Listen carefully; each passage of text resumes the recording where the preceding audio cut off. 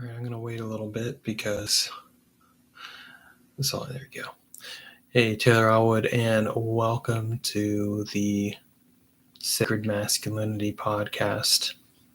Today I want to talk about male receptivity and the ability to receive. What I find interesting about men's work and just men in general is the fact that a lot of times men are treated like we're always in the active principle. Like we're always active. We're always doing something. And I actually think that the active principle is not entirely accurate to what being masculine is like. But I think because there's so much emphasis put on masculinity as being an active force that men fundamentally don't learn a skill that actually comes very natural to them if they're open to it. And it's the skill of receptivity, of receiving. The other day I asked on my social media, when was the last time you had been complimented? And it was interesting because a lot of the responses I got from both men and women and other identified genders was that people weren't comfortable receiving compliments, that it was awkward. And I get it. It took me, it's taken me a long time to receive compliments from other people. I'm actually more comfortable giving my gold away, giving compliments to people, than receiving them. And I think that's interesting because a lot of the time I want to receive something, but I'm uncomfortable with it. And where does that come from?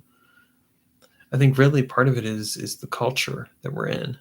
We've been enculturated to believe that being praised and recognized for our talents and our skills, the way we show up, isn't something that should happen.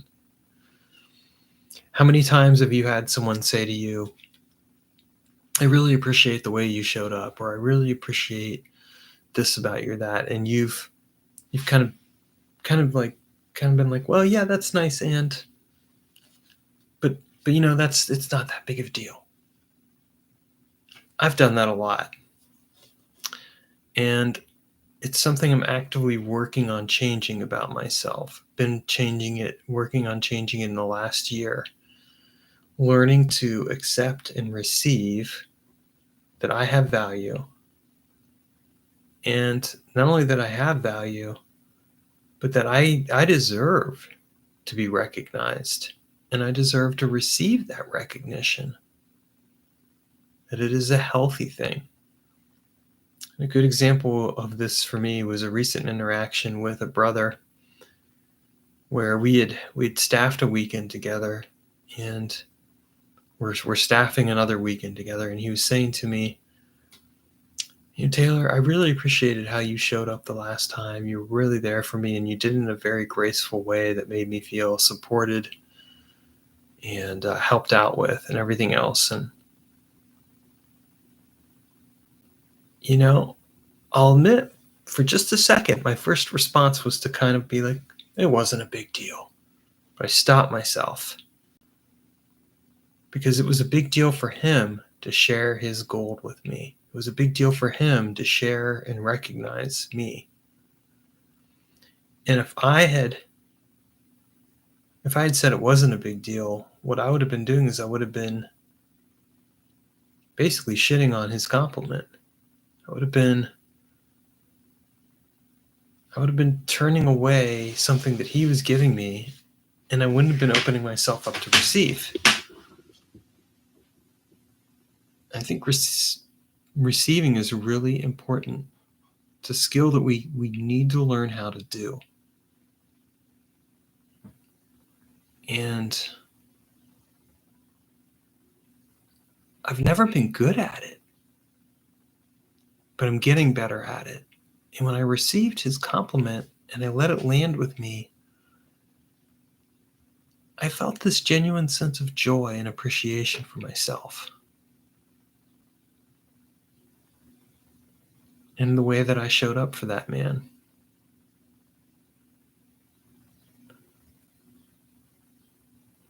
something else that I'm practicing more of is trying not to give all my gold away, trying not to just like tell everyone like, "Oh, I appreciate you," blah blah blah blah blah, because I do it so much, and it's not that I don't mean it, I do, but I'm recognizing how that in and of itself can actually be overwhelming, and that it might be keeping me from being more receptive because I'm so busy giving that the other person isn't given a chance to return the favor. There isn't reciprocity there. I think it's really important to have that kind of awareness. Like, I want to have reciprocity with someone, I want to connect with somebody. What does that mean? I want to give to someone. If I give to you, can I receive? If I receive, does it make me less or does it make me more or nothing at all? I think that when we receive, it actually makes us more. And when we open our hearts to receiving, we open our hearts to connecting. That's when we discover the gold within ourselves, when we let someone else highlight that. When someone says to you, I appreciate your sense of humor, or I appreciate the way that you show up in life, or I appreciate how quirky you are, or something like that, it's your chance to receive it. But if you're always giving it, then it's hard to receive it. And as someone who's done a lot of giving of it over the years, I realize that in some ways, sometimes my giving of it has come from a place of trying to be comfortable. If I'm giving to someone else, they won't necessarily see how vulnerable I am. If I'm giving to someone else, they won't necessarily see how much I need to receive. And I think men struggle with this. We struggle with receiving because we've been enculturated to believe, oh, you're supposed to be the provider, you're supposed to be the protector, you're supposed to do all of these things and not necessarily get recognized for it. It should just be something that you do. But I think we need to learn how to receive. This is part of the healing for men. When we learn how to receive from other people, we are healing ourselves of the patriarchal and cultural damage that has been done to us that says that we always have to be providing and protecting and we have to put on the strong front.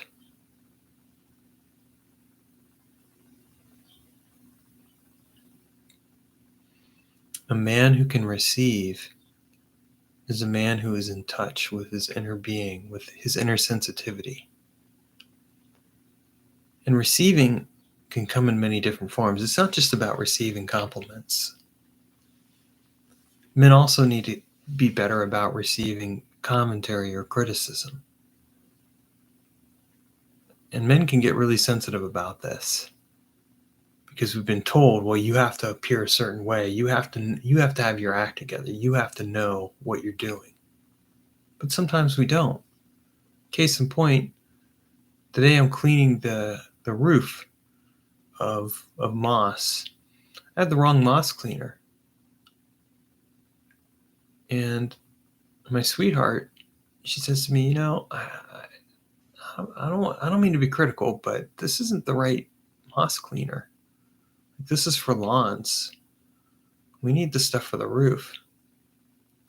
And I looked at it and I knew I'd gotten it a while ago. I think I'd gotten it at a time when the stuff for the roof was out. And so I was just like, okay, well, I need this and I need to clean my roof.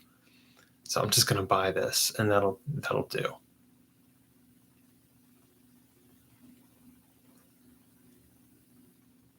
But she was right. And I needed to receive that. I needed to receive it. She needed me to receive it. She needed to be listened to and heard, and to know that I wasn't going to take it personally and have ego around it, but that I could be fully present with her and what she was sharing because it was valuable information that she was sharing with me. And that's what I did. I showed up. I let what she shared land with me, and I accepted and acknowledged that she had a very valid point to make. And this is part of what we need to learn when we talk about receiving. Men need to learn how to receive compliments, yes. We also need to learn how to receive commentary or constructive criticism. That doesn't mean that we need to learn how to receive behavior that's like really negative. Like if someone is disrespectful to you or mean to you or cruel to you, no, that's where you got to put some boundaries in place and be like, nope, I'm not putting up with that behavior. And if you're going to act that way, I'm going to leave. Yeah, so it's important to also recognize like where we need to put boundaries up. But when it is helpful, or when it is important, or when it's something that we need to know about, it's really important that we're open to receiving. So when my girlfriend comes to me and says, hey, there's something I need you to know, I'm going to listen because it's really important that I receive that. And I may have an initial response. I may have an initial reaction, positive or negative. But I try to put that aside and really take in what's being shared because she's giving me valuable information and I need to ground myself in my masculinity and receive it. The masculine doesn't always have to be active. In fact, I would argue that a truly mature man is someone who recognizes when to be open and receiving so that he can make an effective response to whatever is being received. You look at it this way, when I understand that there's a response, that I have a choice with the response. It's my response and my responsibility, right? It's my ability to respond, which helps to create the outcome of a situation. Well, if I'm going to be responsible, part of how I'm responsible is that I receive, that I am open to what someone is sharing to me. And I'm able to take it into the sensitivity of my being and pay attention to it. I can receive it as information. I can receive it as something that is going to help me course correct if I need to, or is going to help me make sure I'm staying on the right course. And I can do it without ego. I don't have to be egoic about it. I don't have to puff myself up and say, yeah, you have to be this way. No, I can just receive it and be fully present and aware of it. That is the greatest gift I can give to somebody else who is sharing something with me, because I'm giving them the chance to fully connect with me and help me see something about myself, either something or about a situation. And it's either something that might be my gold, or it might be my shadow, or it might be something else altogether. But whatever it is, it's relevant. So men, take some time and open yourself up to the idea that you can receive. It could be one of the most powerful experiences you give yourself. It could transform your life in a very powerful way.